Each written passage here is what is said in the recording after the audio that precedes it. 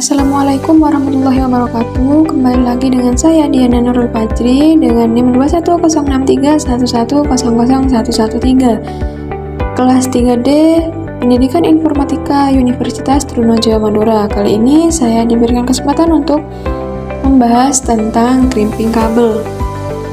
Nah, crimping kabel di sini merupakan proses membuat kabel di mana kabel di sini menghubungkan pada jaringan LAN. Nah, terdapat dua jenis kabel yaitu strike dan juga cross. Strike di sini berfungsi untuk menghubungkan kabel yang menghubungkan perangkat yang berbeda seperti router ke switch, router ke hub, atau dari switch ke PC. Nah, yang kedua ada kabel cross. Kabel cross di sini menghubungkan antara perangkat yang sama, antara cross dengan cross, switch dan switch, atau PC dengan PC. Nah, langsung saja kita membuat salah satu kabel, yaitu kabel strike. Nah, urutan kabel strike di sini untuk konektor pertama atau ujung pertamanya ada putih oranye, putih hijau biru, putih biru hijau, putih coklat. Begitu juga dengan ujung kedua, warnanya sama. Nah, selanjutnya kita beralih ke cara pembuatan kabel strike. Di sini ada bahan-bahan dan juga alat pembuat kabel strike. Yang pertama ada kabel UTP. Kabel UTP di sini adalah kabel khusus untuk topologi jaringan LAN yang mana berguna untuk menghubungkan atau transmisi data pada sebuah jaringan. Kabel UTP merupakan singkatan dari Unsealed Twisted Pair, di mana kabel UTP ini memiliki 8 warna kabel di dalamnya. Konektor RJ45 di sini adalah konektor yang berguna untuk menghubungkan kabel LAN. RJ45 merupakan konektor yang sangat berguna dalam membuat topologi jaringan agar mudah dicabut dan mudah dipindahkan tanpa khawatir tersengat aliran listrik. Di dalam transmisi data sebuah jaringan, konektor ini sebagai penghubung antar kabel LAN dan memiliki 8 pin. Nah, nomor 3 itu ada alat crimping atau crimping tool. Adalah suatu alat potong yang berguna untuk membuat sebuah kabel jaringan LAN. Umumnya, alat crimping ini digunakan untuk memotong kabel dalam jaringan LAN dan instalasi listrik. Alat crimping ini juga sering disebut sebagai tang potong atau tang, diketahui RJ45 dan RJ11. Yang keempat ada penguji LAN atau LAN tester. Adalah alat untuk mengetahui sambungan LAN RJ45 dan RJ11 sudah benar, apa ada kesalahan atau tidak terhubung.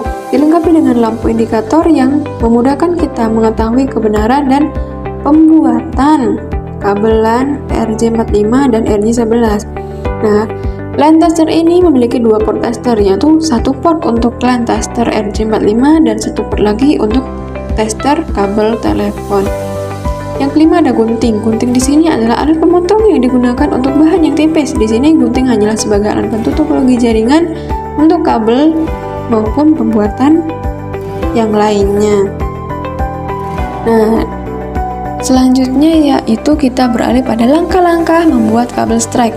Yang pertama, sesuaikan panjang kabel. Sesuaikan panjang kabel LAN yang akan digunakan serta sisakan panjang kira-kira 1-2 cm seperti pada gambar yang telah tertera. Yang kedua, kupas bagian luar kabel.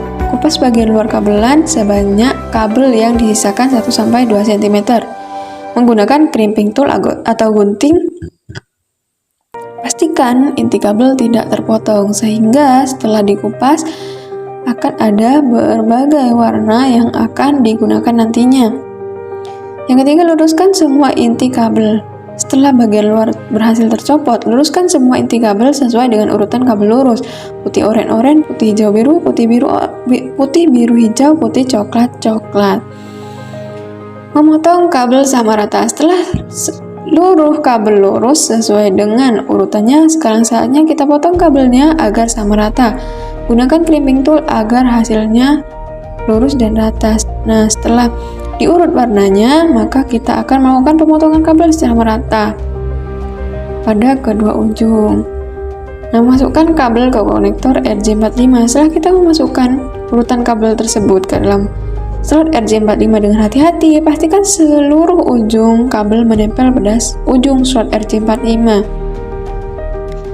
keenam, crimping. Terakhir, kita jepit kepala RJ45 menggunakan crimping tool hingga semua kabel terjepit dengan sempurna. Lakukan hal yang sama pada ujung yang lain. Maka setelah kita memasukkan urutan warna pada RJ45, maka kita akan melakukan crimping tool atau melakukan crimping, menancapkan tembaga pada setiap warna kabel. Nah, yang selanjutnya yaitu mengunci kabel LAN. Sekarang kita coba memasukkan ke port 1 dan port 2 apakah sambungan kabel yang kita buat itu sempurna atau belum. Dalam memastikan kesempurnaan pembuatan kabel dilihat dari lampu indikator yang akan menyala sesuai dengan warna. Jika lampu indikator tidak secara berurutan atau tidak menyala, berarti ada kesalahan dalam penyusunan kabel atau saat pemasangan RJ45 tidak sempurna. Mungkin ini saja untuk pembahasan crimping kabel. Selanjutnya kita akan melakukan konfigurasi DHCP server dengan perangkat server, 3 switch, dan juga 25 PC. Sebelum kita mengkonfigurasi DHCP servernya, terlebih dahulu kita membuat topologi jaringan tersebut dengan menghubungkan semua perangkat yang sudah ada.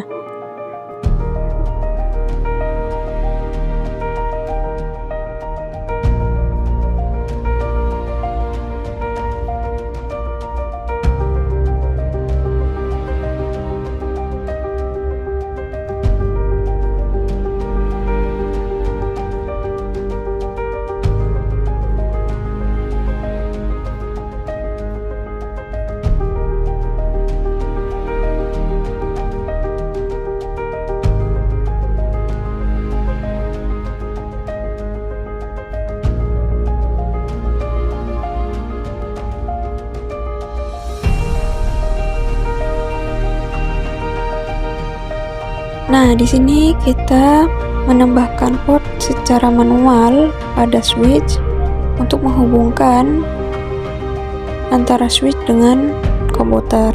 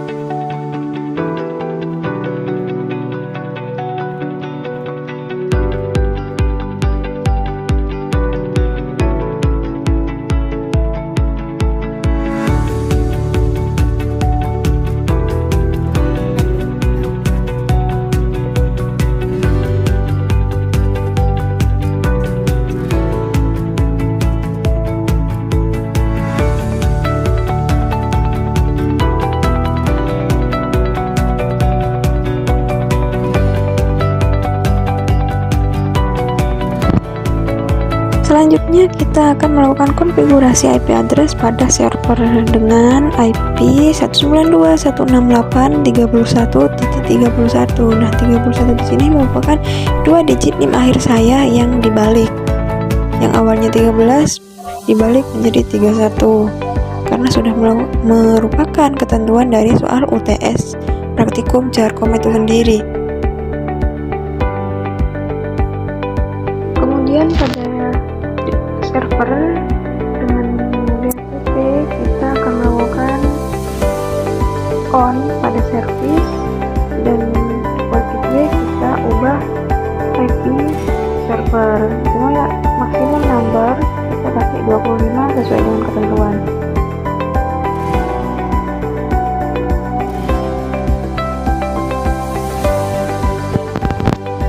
Nah, setelah itu kita akan melakukan konfigurasi DHCP pada setiap klien yang ada, yaitu dengan melakukan klik pada setiap PC, lalu ke config, setelah itu pass either 0 dari setiap PC. Nah, setelah itu klik DHCP, maka secara otomatis setiap PC akan mendapatkan IP address tanpa kita melakukan ketik secara manual. Lakukan hal yang sama dengan PC-PC yang lain.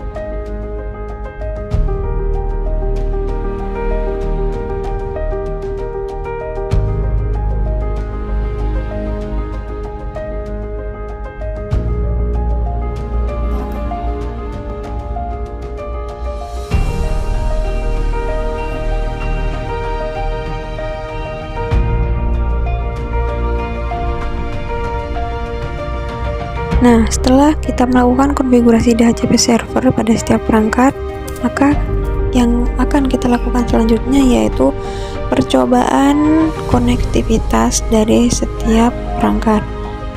Nah, di sini kita akan melakukan ping pada PC, mulai dari PC yang satu ke PC yang lain. Nah, jika terdapat tampilan seperti pada gambar atau pada video tersebut, maka konektivitas sudah berhasil.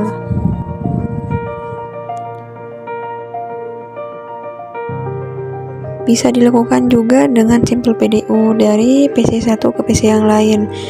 Nah, bukti dari suksesnya konfigurasi atau konektivitas dari setiap komponen yaitu dengan adanya successful pada tampilan bawah.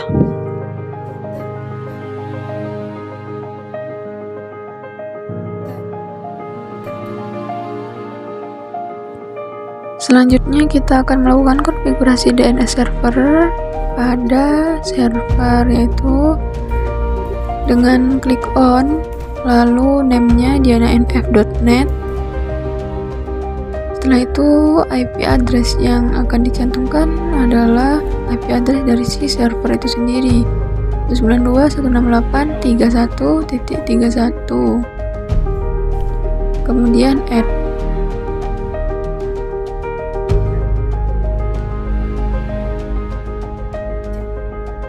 Kemudian konfigurasi DHCP. Pada DHCP kita menaruh DNS server sesuai dengan IP yang barusan kita cantumkan. Setelah itu save.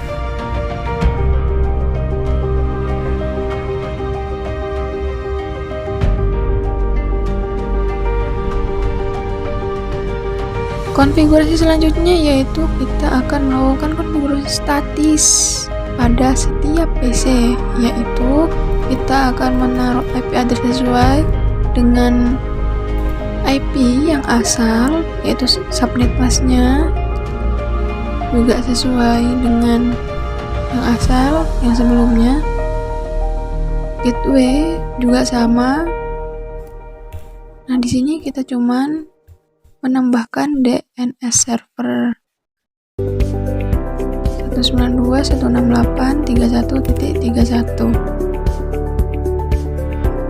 Kemudian kita bisa melakukan hal serupa pada PC-PC yang lain juga. Ubah ke statik, lalu tambahkan semua IP address yang ada, mulai dari subnet mask, default gateway, dan server. Begitu juga selanjutnya PC-PC yang lain juga.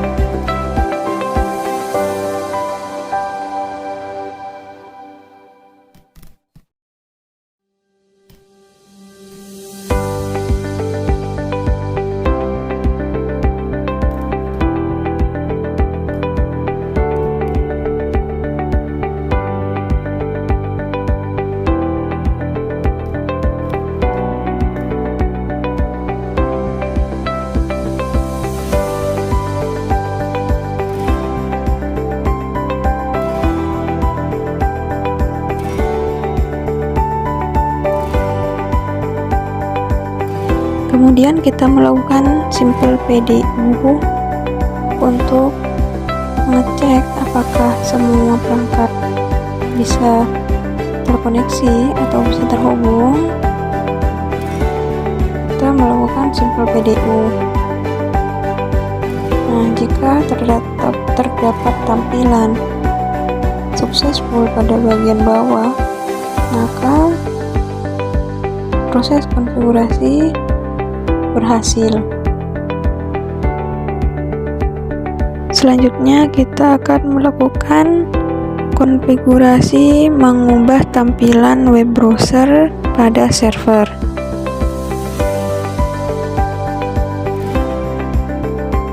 Pertama-tama pada HTTP, di situ pada baris kelima edit, kemudian kita mengubah Cisco Packet Tracer menjadi nama.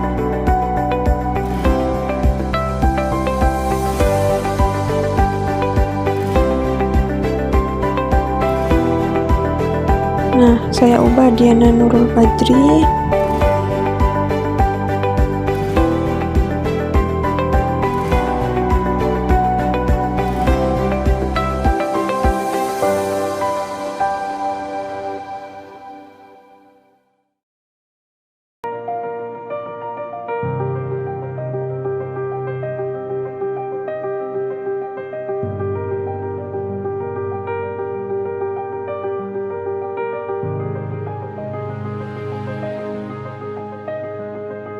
Kemudian kita copy dan tambahkan tampilan-tampilan lain seperti name, kelas, dan juga nama prodi.